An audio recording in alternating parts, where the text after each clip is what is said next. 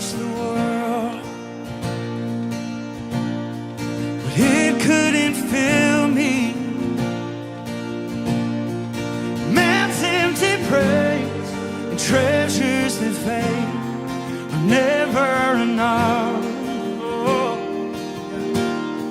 Then you came along, you put me back together. Every desire is now satisfied here in your love. Hey. Oh, there's nothing better than you. There's nothing better than you. Lord, there's nothing is better than you. No, I know it's true. Come on now. Hey. I'm not afraid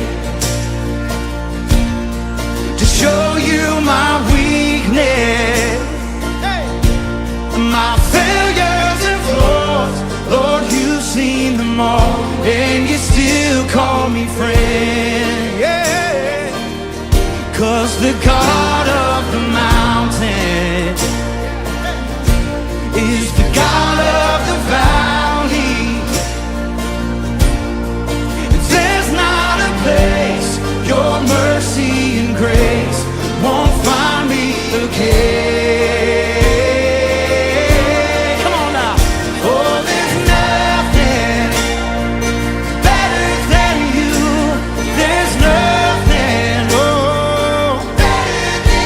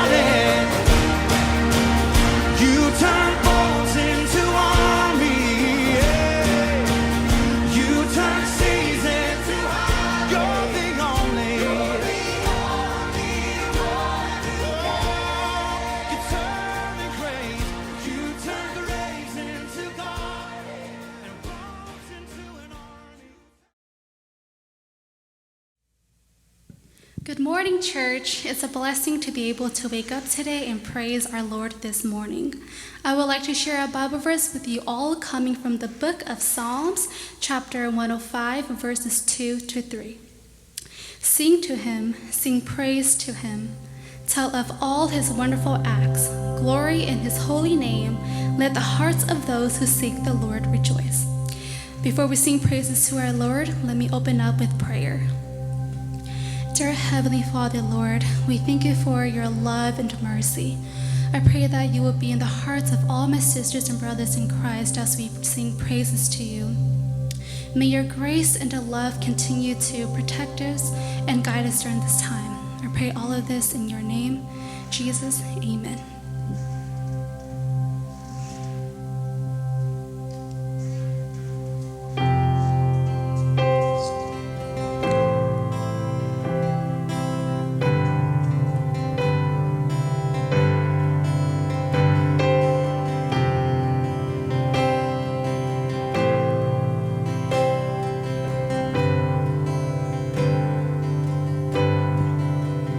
You give life, you are love, you bring light to the darkness, you bring hope, you restore every heart that is broken.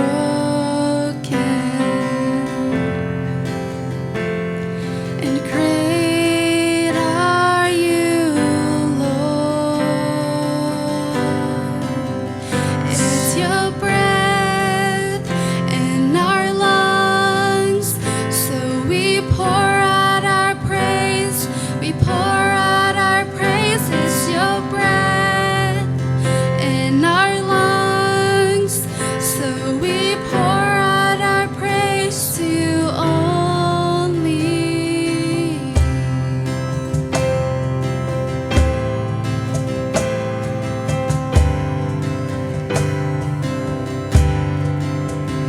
You give life, you are love, you bring light to the darkness, you give hope, you restore every heart that is broken.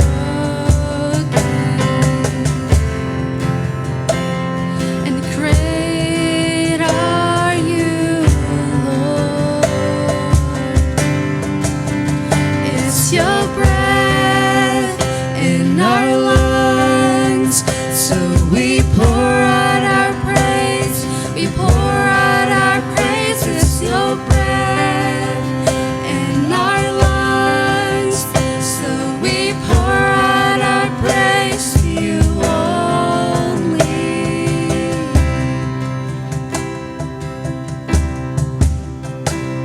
And all the earth will shout your praise. Our hearts will cry, these bones will sing. Great are you, Lord. And all the earth will shout your praise. Our hearts will cry, these bones will sing. Great are you, Lord.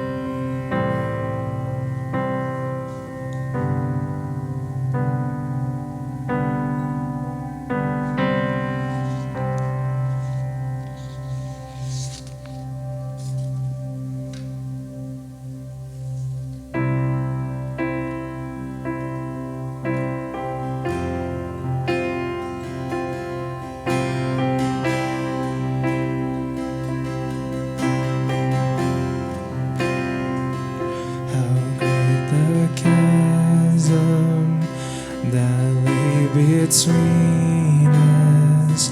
How high the mountain I could not climb.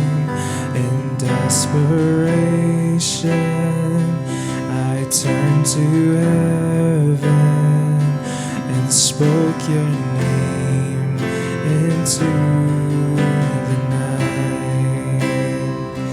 Then through the darkness, your loving kindness tore through the shadows of my soul. The work is finished, the end is written. Jesus Christ, my living hope.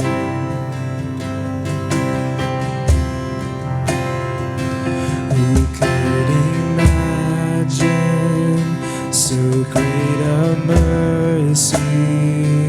What heart could fathom such boundless grace? What God of ages stepped down from glory to wear my sin and bear my shame.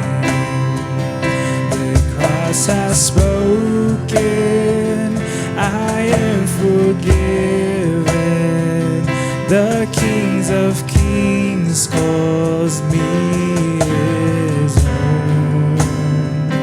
Beautiful Savior, I'm yours forever. Jesus Christ, my living hope. Hallelujah, praise the one who set me free. Hallelujah, death has lost its grip on me. You have broken every chain. There's salvation in your name, Jesus Christ, my living hope.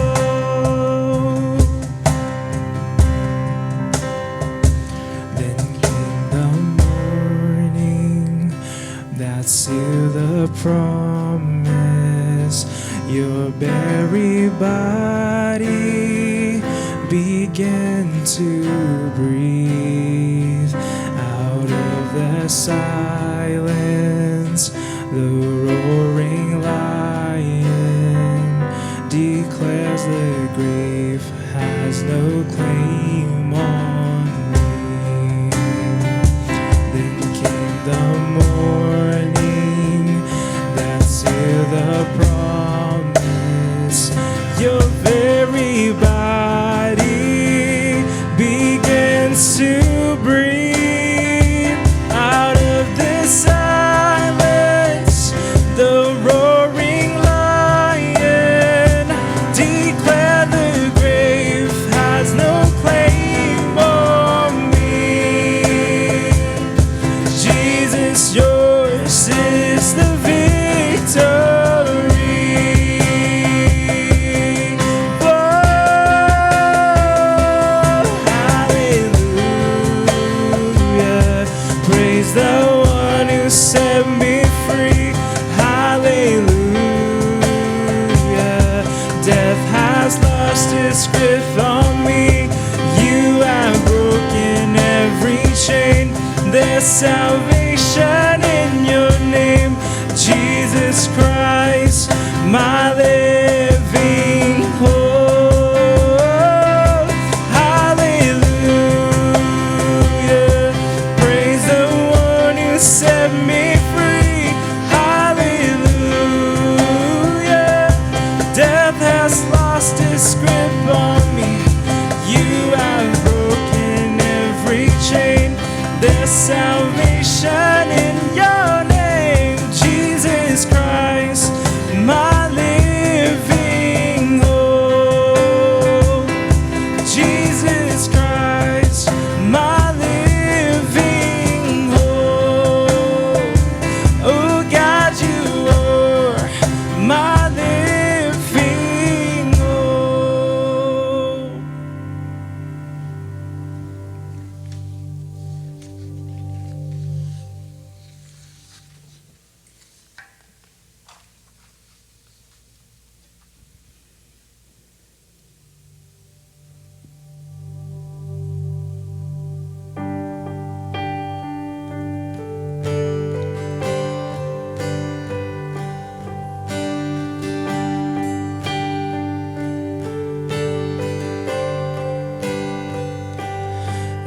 the darkness, we were waiting without hope, without light, till from heaven you came running.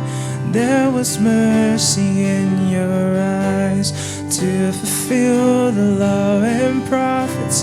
To a virgin came the word, from a throne of endless glory to a cradle in the dirt.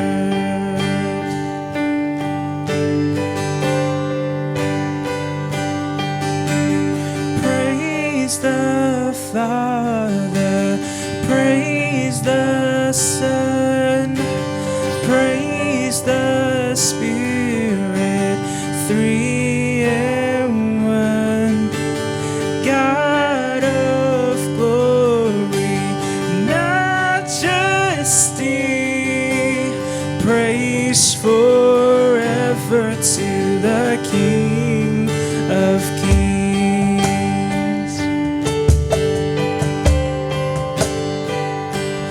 To reveal the kingdom coming and to reconcile the lost, to redeem the whole creation. You did not despise the cross, for even in your suffering you saw to the other side, knowing this was our salvation. Jesus, for our sake you died.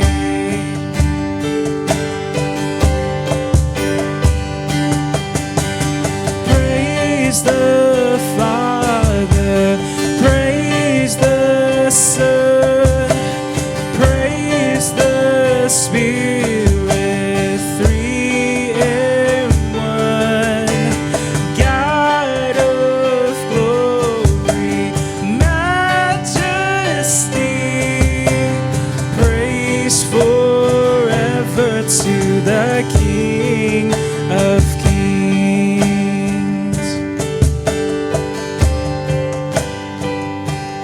In the morning that you rose, all of heaven held its breath, till the stone was moved for good, for the Lamb had conquered death. And the death rose from tombs, and the angels stood in awe, for the souls of all who come to the Father are restored. And the church was Christ was born, then the Spirit lit the flame.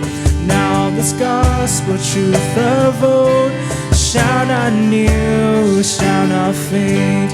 By His blood and in His name, and in His freedom I am free. For the love of Jesus Christ, who has resurrected me.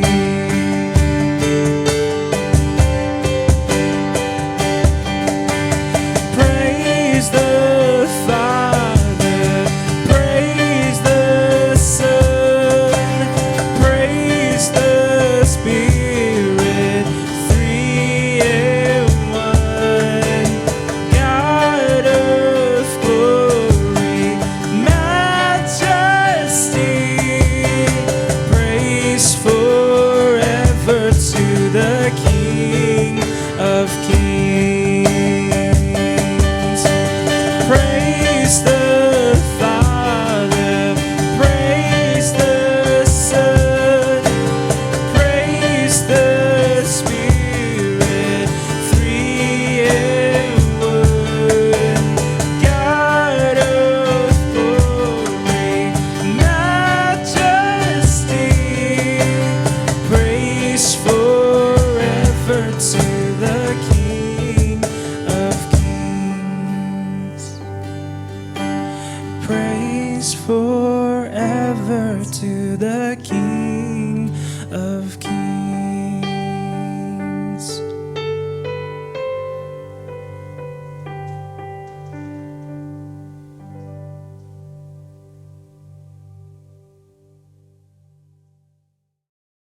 Hey, good morning, Shack family. This is Pastor Kong with the announcements for today.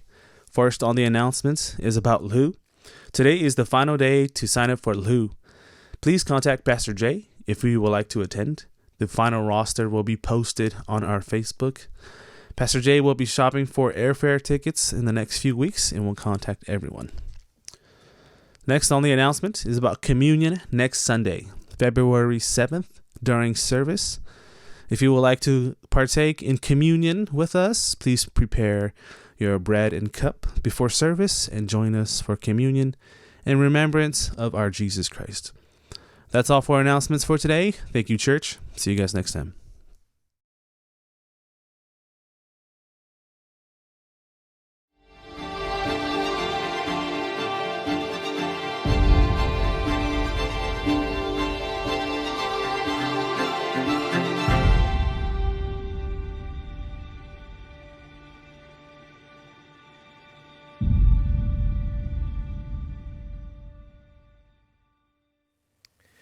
Hello and good morning to all of you who are watching this morning.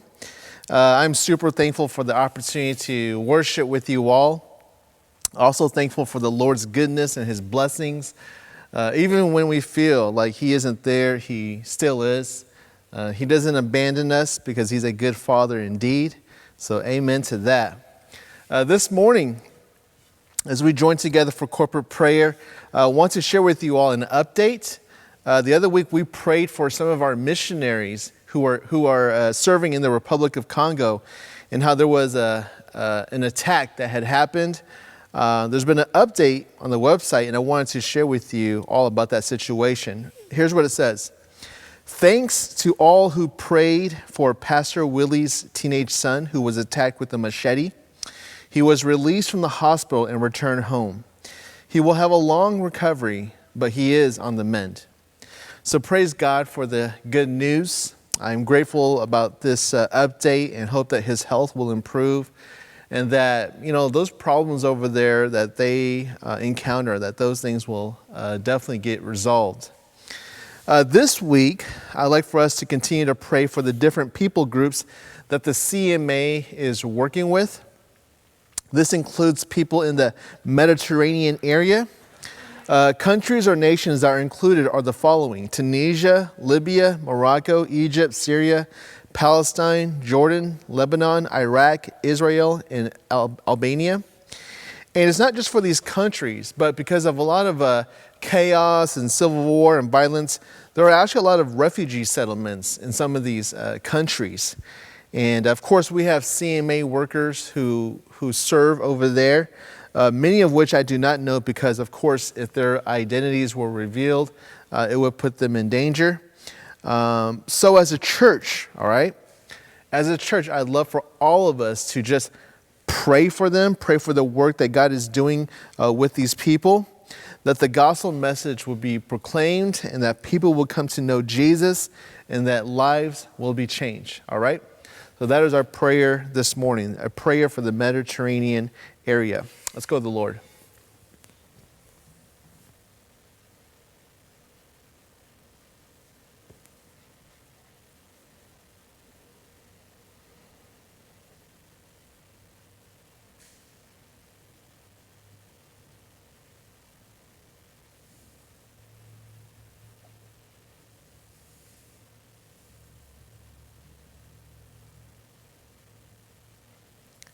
Father, as we come before you this morning, we are so thankful, Lord, for the gift of life. Thank you for everything that we have. I pray that you would continue to bless us as a church, Lord. Thank you. And this morning, Lord, we come together and we want to lift up the CMA workers who are in the Mediterranean area, not just them, but the people who they're serving as well. We pray, God, that the message of Jesus, your Son, will continue to be proclaimed over there. We desire for those people to come to know Jesus, to receive the gift of salvation. We desire for lives to be changed, for there to be repentance, for there to be fruits of the Spirit, such as love and gentleness and peace and patience in the lives of these individuals, Lord. So, Father, we lift them up to you and we pray for them. We just ask that you would bless them, provide for them, Lord. I know many of them endure hardship, and I pray that things such as the Great Commission Fund will definitely see to providing their needs. So thank you, Lord, for those workers, and we as a church stand behind them and support them, Lord.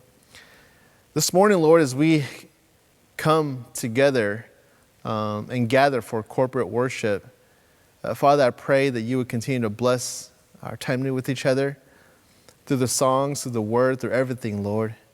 May all that is said be edifying to the church, and may it bring glory to your name. Thank you, and we ask for your blessing. In Jesus' name, amen. Well, this is the third week into our sermon series on the book of Proverbs. And today I'm going to be talking about the subject of anger. The book of Proverbs contains a lot of passages, a lot of wisdom that relate to anger, and it's super helpful for those of us who desire to be godly. But first, I'd like to start off by discussing God's anger, okay? Why does God get angry? If anger is a bad thing, why does the Bible say that God gets angry? Does it mean that God has sinned or that God isn't always good? So that's what we're going to start off with. So let me begin by saying this. Just to be clear, anger is not a sin, all right? Anger is not a sin. Ephesians 4:26 teaches us, be angry and yet do not sin. We mistakenly tend to identify anger with sin, but it's not. Now, as humans, it can lead us to sin, maybe more often than not cause us to sin, but anger in itself is not a sin. Now, it is absolutely true that God does get angry. The Bible says so in many places.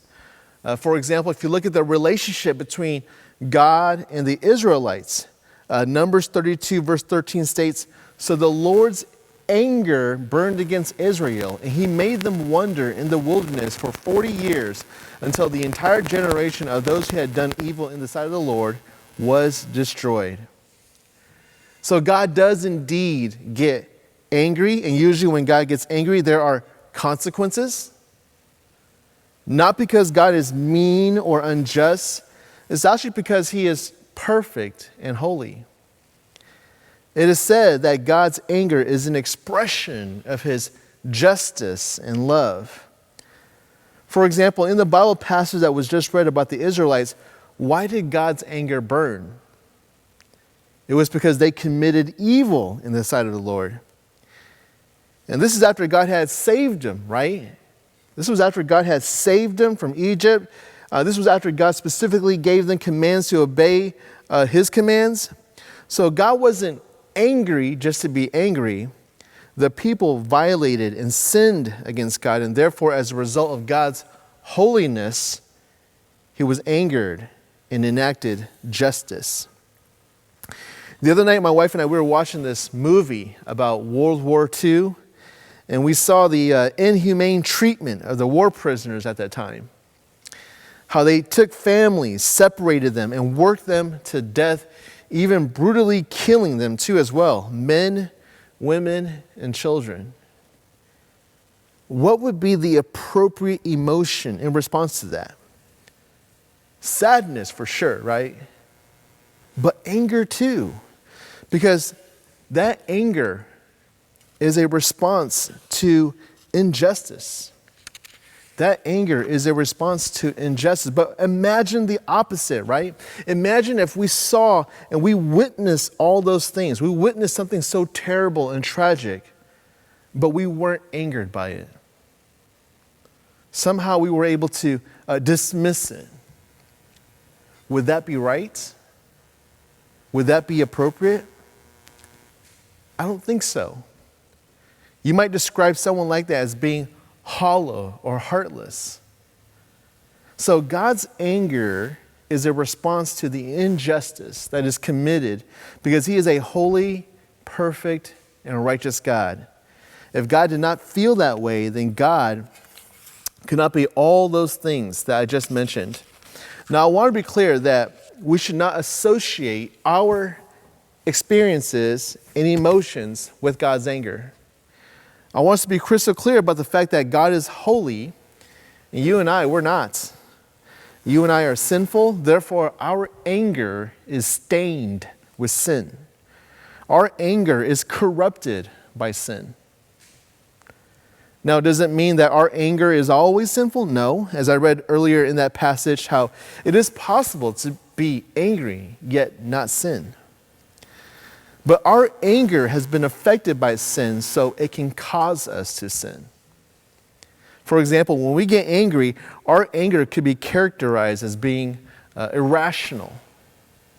We can easily get angry with things that have nothing to do with injustice.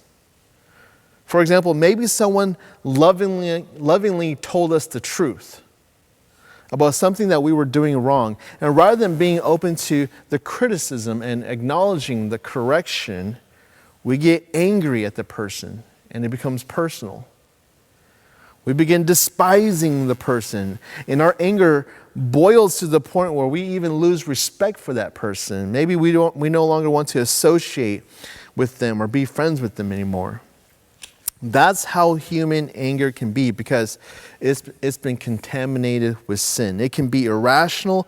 It can lack self-control. It can lead to evil thoughts and deeds.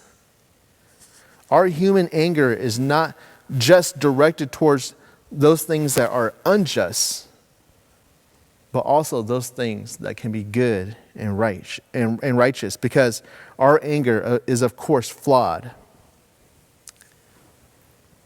So that's human anger, okay? That's human anger. But that is not God's anger.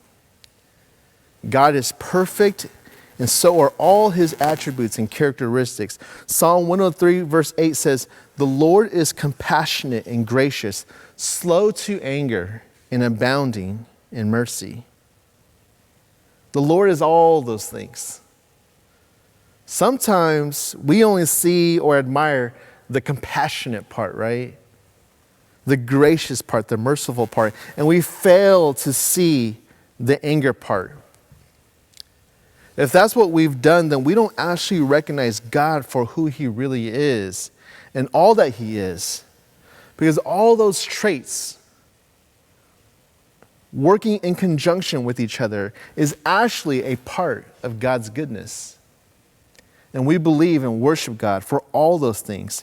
He is a perfect God with perfect justice, with perfect love, and perfect anger. But human anger, that's a different story. And that's what we're going to address today in the book of Proverbs, and look at some passages that relate to this subject. So let's begin. Please turn with me to Proverbs chapter 14, verse 29. So go ahead and open up your Bibles, Proverbs chapter 14, verse 29. And similar to last week, I'll be reading from a few different Proverbs. So expect to jump to different chapters and follow along if possible. But let's start with Proverbs chapter 14, verse 29. Excuse me, and this is what the Word of God says. "One who is slow to anger has great understanding, but one who is quick-tempered exalts foolishness." So here we see a comparison between the one who is slow to anger and the one who is quick-tempered. Obviously, the one who is slow to anger is praised with great understanding, whereas the one that is quick-tempered is not. And remember, it is not wrong to get angry. The Bible doesn't say, "Thou shalt not be angry." Anger, if addressed towards something that is unjust, is only natural. Anger, if handled properly, is fine, perfectly fine. In fact, we must get angry sometimes, because that is how we were created. You and I, we were created and made in the image of God. So having anger would only be natural, since God exhibits anger. And we must also remember that Jesus was angry too, right? Read the Gospels. Jesus was angry too, especially at the Pharisees. Remember those times Jesus got angry at the Pharisees for twisting the Word of God? What did Jesus do? Did he just ignore it? No, he confronted their hypocrisy. That's righteous anger. That is an anger that is based on truth.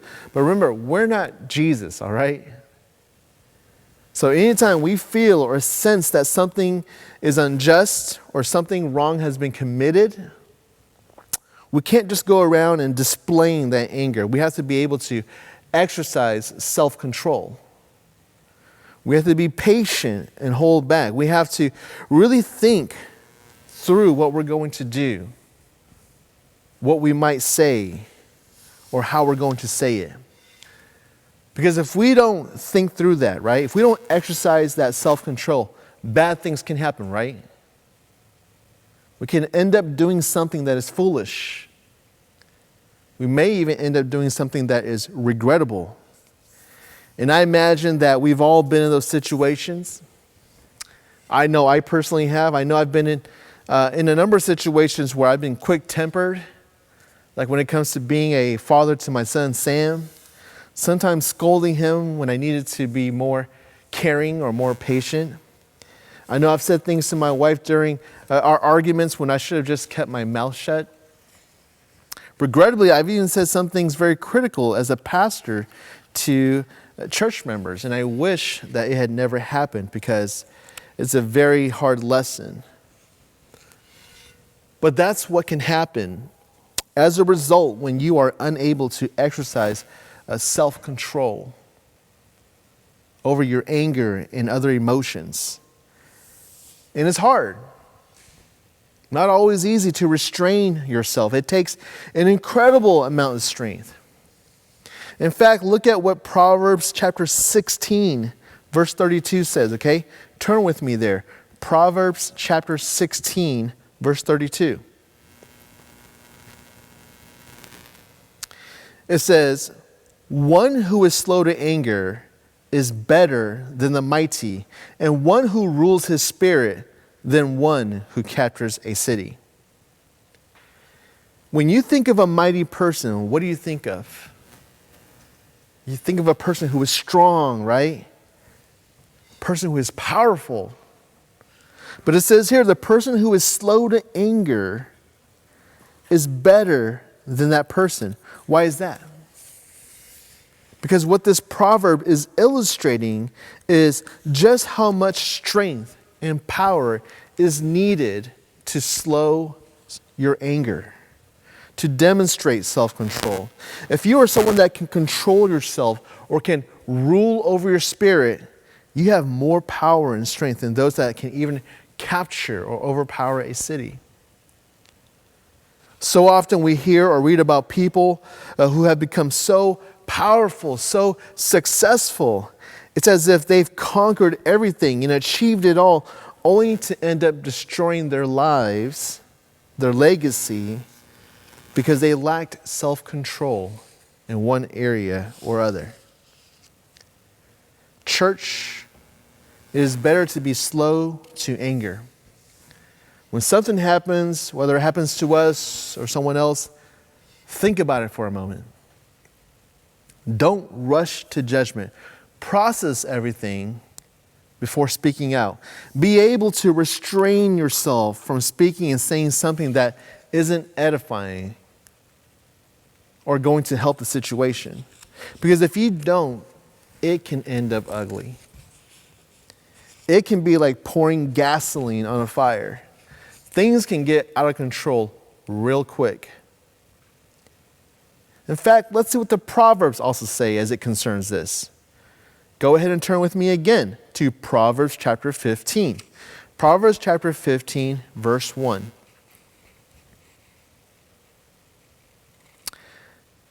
Look what it says here. Proverbs chapter 15, verse 1. "A gentle answer turns away wrath, but a harsh word stirs up anger." When we aren't slow to anger and we don't think about what we're going to say and how we're going to react, we can let out some harsh words. And that's only going to stir up more anger and make things even more worse. But if we approach it cautiously, a gentle answer can resolve the whole situation and avoid wrath. Let me talk about social media for a minute. So almost all of us engage in some sort of social media platform, whether it's Instagram, Facebook, or Snapchat. Back in my days, right, I know you guys know I have that saying oftentimes. Back in my days when we had social media, it was like, Asian Avenue, Friendster, if you even remember that, MySpace, of course. And it was mostly about posting pictures, music, hollering at people, trying to date people. And in some ways, social media is still about that. But I would definitely say it's changed a lot since then. A lot has changed. Back then, we didn't have smartphones, right? So if you wanted to go to your social media site, you'd have to be at home, sitting behind your computer, which you shared with your siblings, logging into the internet, using dial-up, which took forever. And for that reason, we weren't on social media a lot. It didn't consume a lot of our lives. But nowadays, everything is accessible. Everything is on your phone. The internet is so much faster now. Everything can be done quickly. And in some ways, social media can become obsessive, where our social lives revolve around it. And what that has done, in my opinion, is that it's affected the way we communicate and interact with each other. Here's what my point is, okay? In 2020, never in my entire life have I seen such displays of anger on my social media feed. Never have I seen such anger displayed on my social media feed. And remember, not all anger is wrong. Some of the anger that I witnessed was totally justified. But to be brutally honest, a lot of anger, or should I say most of the anger, was not justified. It was wrong. The way it was exhibited was wrong. Which includes the way people communicate with each other, the way people treat each other. Honestly, much of what I saw or read was unjustified. And some people might think, well, that's just social media, You got a bunch of trolls. No one knows each other. They're just trying to prove a point. And I kind of get that. But if we're talking about communication-wise, that's not the way we're supposed to communicate. That's not the way we're supposed to respond, like all those emotions of anger and then shouting this and yelling that. That's not the way we are to interact with each other. And I'm addressing this because I've noticed that social media has become more and more a part of our lives than it was many, many years ago. Not for everyone, right? I know some of you guys hate social media. You guys don't get on too much. But trust me, a lot of you are on. And there needs to be a way in which Christians, right, believers, can still use social media for the glory of God. There needs to be a way in which we can communicate, yet be slow to anger, restrain ourselves from writing things or posting things that can be detrimental. James chapter 1, verse 19 and 20 says this, "You know this, my beloved brothers and sisters. Now everyone must be quick to hear, slow to speak, and slow to anger. For a man's anger does not bring about the righteousness of God." Let's read another proverb that I think can totally be applied to social media as well. Proverbs 29, verse 11. So go ahead and turn with me there. Proverbs chapter 29, verse 11. Give you guys a second. This is what Proverbs 29, verse 11 says. "Fools vent their anger, but the wise quietly hold it back." That's wisdom, folks. That's godliness.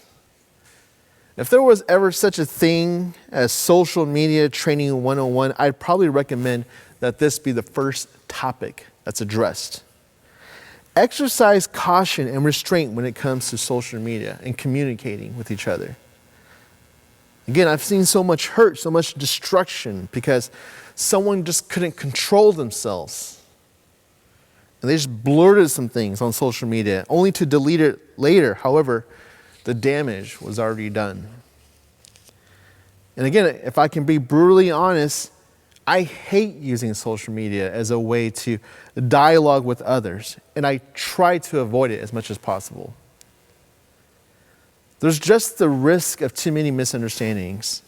If it's something that can be communicated quickly, then I think that's fine. But if it's going to be a much longer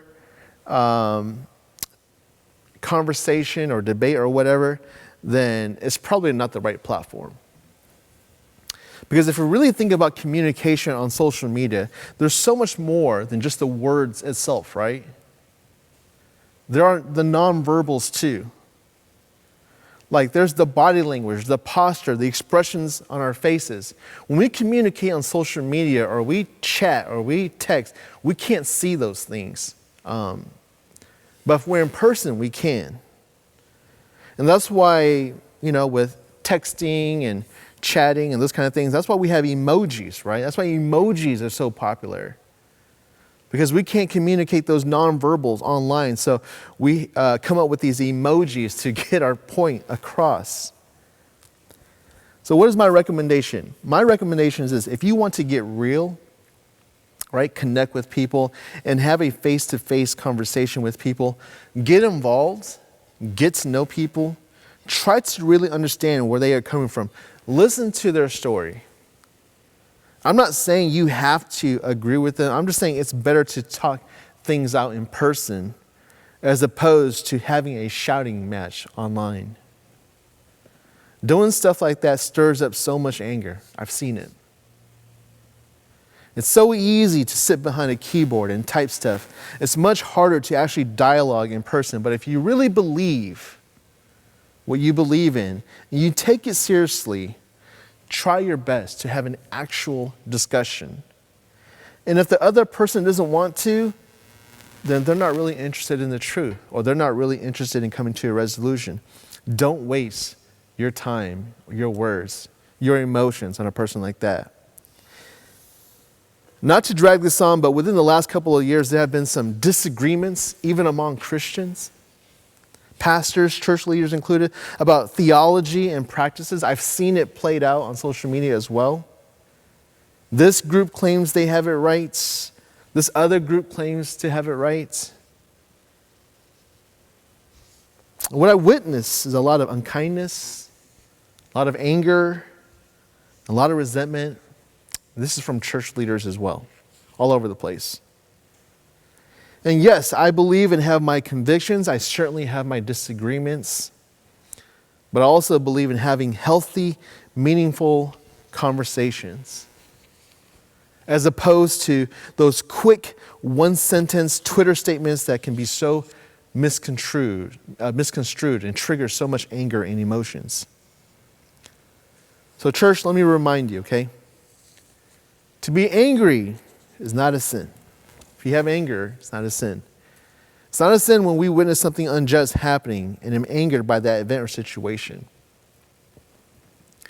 We should be angry if that happens. But if it is sinful or we go about it in a sinful way, when we're not slow to anger and we become hot-tempered, when we are acting irrationally about it, when we go about it with evil intentions and desire things like vengeance, yeah, that's wrong. It's not right. So I pray that this is something that we would all seek, myself included, that we can exhibit this godly characteristics in our life, and that is to be slow to anger.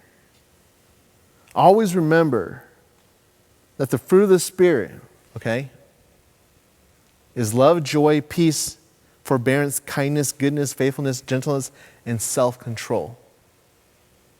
You see that? Being slow to anger involves those things, right? Self-control and gentleness, peace, they all go hand in hand. Let me close with this. Some may wonder, does God still get angry? Does God still get angry today? Yes, he absolutely does. God was angered back then. He can still get angered now. There was wickedness and evil back then. There is still wickedness and evil now. And let me tell you one thing about God's anger as it relates to this moment today. Excuse me.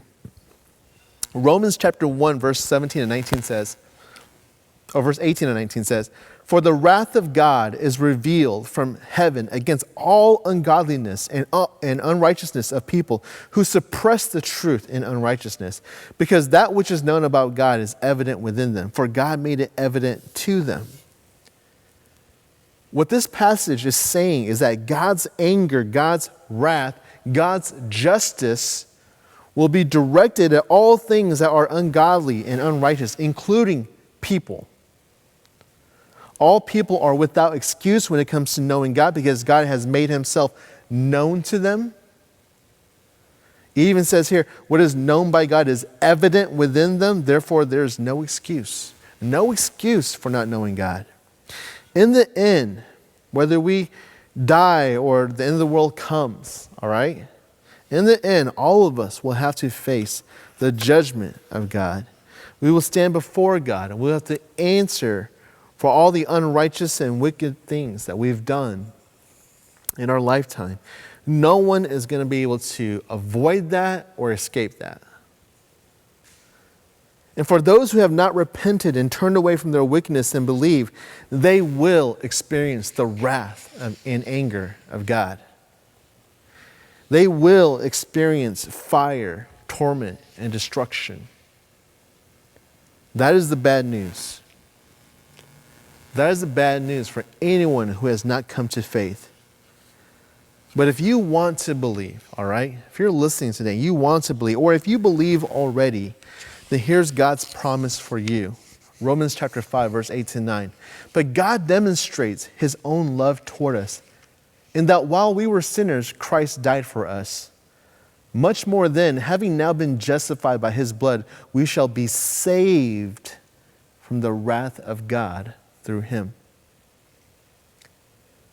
As a believer, when we profess our faith in Jesus Christ, his death, the blood that was shed on the cross, washed away our sins. We are forgiven.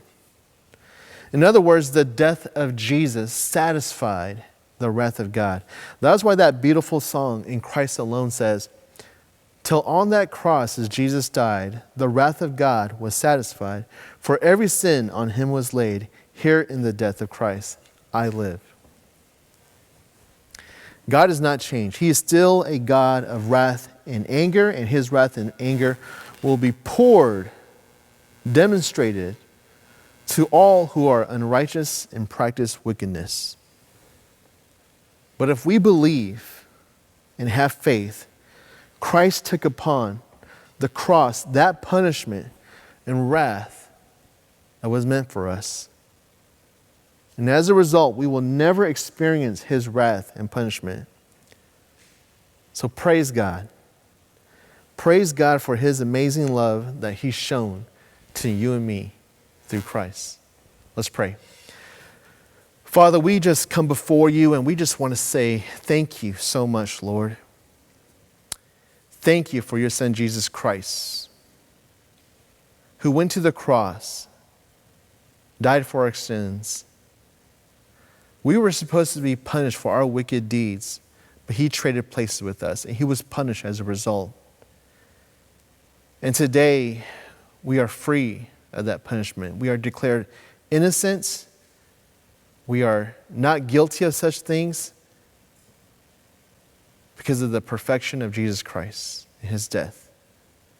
And we are thankful, God, that you made that happen. We are thankful for your grace, your mercy, and your love. Father, today we read about the Proverbs as it relates to anger. I know that is a trait that can often lead into a lot of ungodliness, the way we go about it, the way we handle it. Father, give us self-control.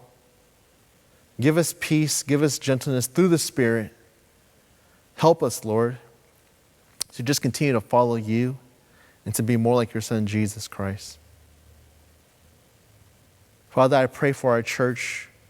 You would continue to bless our church. Our church, we long to see each other again soon. And I pray, God, that this whole pandemic thing, that it's going to go away soon. that we're going to find a remedy to get this all taken care of so that we can come back together in person, see each other, fellowship, and worship together again. Lord, as we depart from here, Father, I ask you would bless our church family, protect them, watch over them. I know there are some individuals who are sick, who have been struck with coronavirus. We pray for them, Lord, them and their families. We pray for healing. We pray for restoration. Bless us this day, Lord. We ask of these things. In Jesus' name, our Savior. Amen. And now for the benediction. 2 Corinthians chapter 13, verse 14 says, "The grace of the Lord Jesus Christ and the love of God and the fellowship of the Holy Spirit be with you all." Thank you for joining us today, and have a great rest of your Sunday.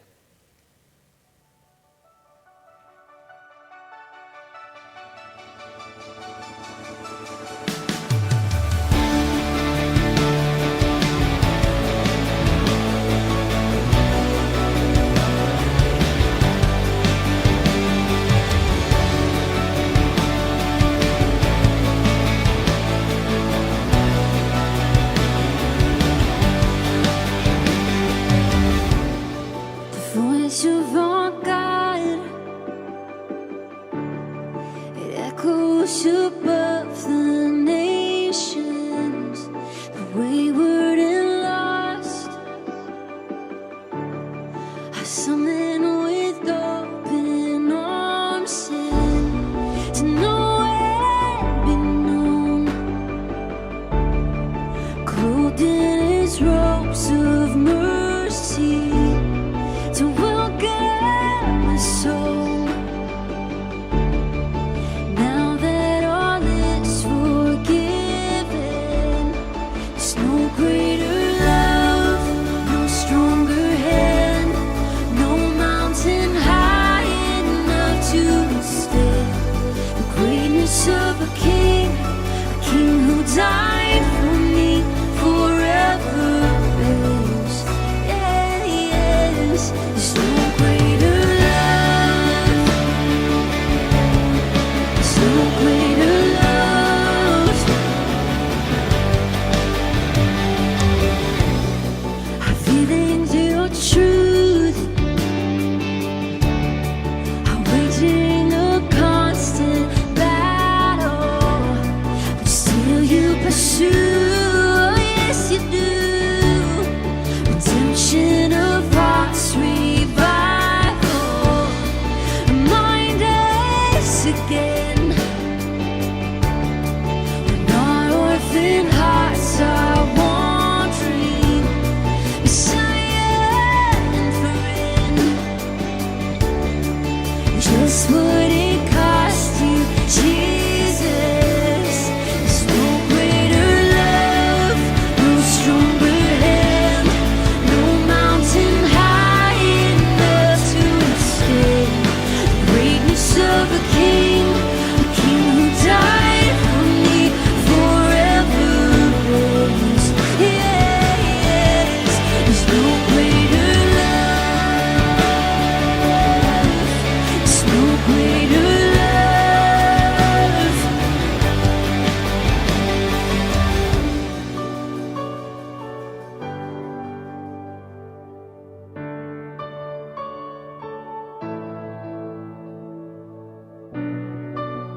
There's nothing greater. There's nothing greater than you. There's no shadow. There's no battle. 'Cause the enemy will fall to our sin.